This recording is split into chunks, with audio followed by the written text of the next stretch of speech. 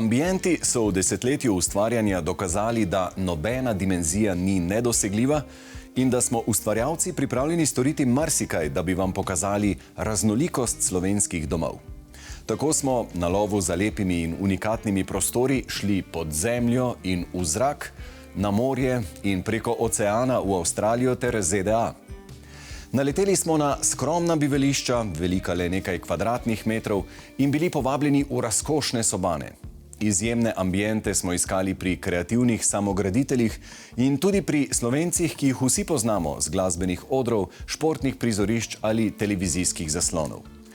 Poglejmo si torej šopek najbolj raznolikih objektov, ki so tista prava začimba naše oddaje. Začnimo pod zemljo. Ljudje že stoletja gradijo bivališča pod površjem, predvsem zaradi boljšega občutka varnosti, zaščite pred vremenskimi pojavi in varčevanja z energijo. V Slovenskih goricah sta zemljanko oziroma hobitsko hiško iz naravnih materialov, predvsem lesa, postavila zakonca Kolarič. V njej imata čajnico, zato vedno opojno diši po zeliščih, čaju in tlečih polenih. Les se s pridom uporablja tudi za gradnjo visoko v zraku, na primer hišk na drevesih in lovskih opazovalnic. Pod Krvavcem, na posestvu Grilčevih, stoji ena takšnih. Popolnoma opremljena je za večurno čakanje na srno ali jelena, saj ima posteljo in kopalnico in to na vsega 10 kvadratnih metrih. Spustimo se nazaj na tla, pravzaprav čisto k morju. Ob izolskem Mandraču smo se sprehodili po stanovanju navdahnjenem z navtiko. Njegovi posebnosti sta možnost za privez čolna tik pred vrati in interjer, ki ga zaznamuje modrina obzorja. Voda kroji življenje tudi Vladimirju Zinčenku, ki nas je po Piranskem zalivu zapeljal na jahti z enkratnim lesenim interjerjem, in pri družini iz Ljubljane. Dolgo časa je sanjala o pribežališču ob morju in si ga pred leti končno privoščila. V obliki zasidranega plavajočega trimarana, opremljenega z vsemi komunalnimi priključki in udobjem veliko večjih vikendic. Ambientov ne ustavijo niti meje. Večkrat smo že obiskali sosednjo Istro in se preko oceana odpravili vse do Avstralije. V Grožnjanu smo odkrili prenovljeno staro hišo, v kateri sta lastnika ohranila originalne črne tramove in stene z inovativnim pleskarskim pristopom odela v zlat odtenek. Na avstralski celini ob Gold Coastu pa je zrasla čisto nova vila, ki sta jo v sodelovanju z arhitektom Jaredom Poolom postavila Slovenka Dina Velikajne Kenins in njen mož Martin. Hiša pooseblja razkošno eleganco, ima kar 2 dnevni sobi, lastno kinodvorano in bazen, prejela je tudi veliko arhitekturnih nagrad.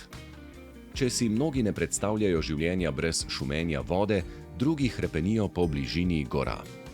Na Veliki planini smo potrkali na vrata pastirske koče Vetrnice, ki ohranja obliko, kot si jo je že v 60. letih prejšnjega stoletja zamislil arhitekt Vlasto Kopač. Sicer iz doline, pa vendarle, smo dosegli tudi najvišje ležeči ambient v Sloveniji – Aljažev stolp. Pred 8 leti je bil prepeljan s Triglava v obnovo, pri čemer so s pločevine odstranili kar 18 plasti stare barve, popravili deformiran obod in streho ter pričvrstili razrahljane zakovice. Zdaj spet ves urejen in ponosen pozdravlja planince na Gorskem očaku. Večino objektov danes gradijo izurjene ekipe mojstrov in gradbena podjetja, vseeno pa se še vedno najdejo tudi primeri samograditeljstva, ki je bilo nekoč precej bolj razširjeno.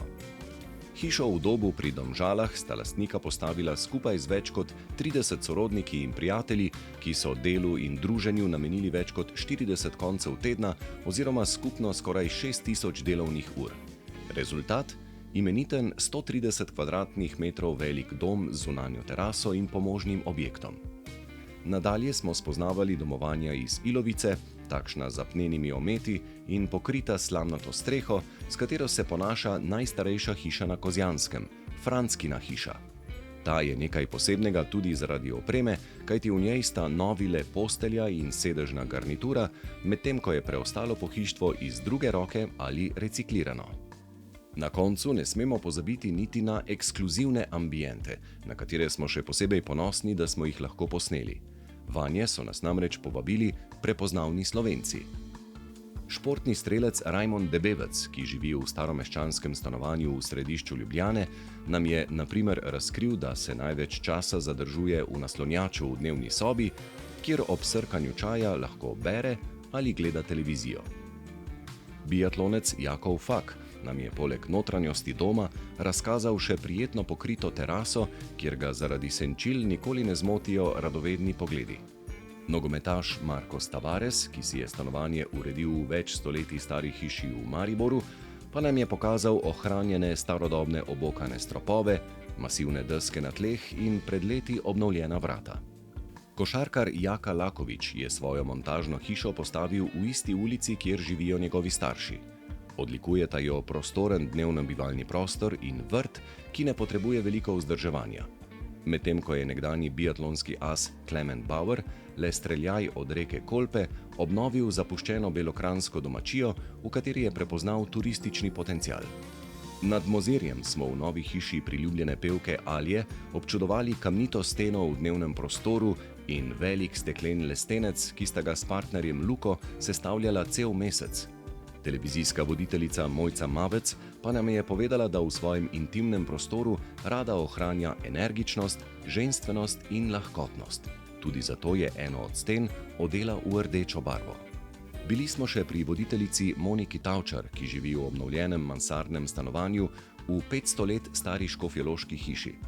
Pri podjetnici in zmagovalki kuharske oddaje Sari Rutar, ki je bilo zelo pomembno, da sta med prenovo hiše z možem ohranila tudi staro krušno peč, in kuharskem mojstru Binetu Volčiču, ki nas je gostil na svojem posestvu Monstera na Goričkem. Na Štajerskem sta svoj dom uredila mojstra plesnih odrov Gordana Grandošek-Widon in njen mož Trent, ki sta prisluhnila klicem življenja, prežetega z zemljo, lesom in mirom. Podobno pa je narava poklicala tudi pevca in radijskega voditelja Tima Koresa Korja. Na Hočkem Pohorju je namreč prenovil star vikend z vlažno teraso in zamašenim dimnikom. Danes je to njegov drugi dom, ki mu ponuja možnost novega začetka, svobode in bivanje blizu gozda. Številni lastniki so priznali, da so navdih za gradnjo in opremo doma dobili prav v naši oddaji ali pa so zaradi nje celo spremenili načrte in prenovili stavbo, prvotno namenjeno rušenju, s čimer so ohranili kulturno dediščino in izboljšali kakovost bivalnega prostora. In lahko nam verjamete, da navdihov tudi v prihodnje ne bo zmanjkalo. Kakovostni ambienti so povsod okoli nas, zato zlahka obljubimo, da vam bomo predstavili še veliko avtentičnih domov. Prepoznavnih, funkcionalnih in čustveno bogatih, ob katerih bomo vsi samo obnemeli.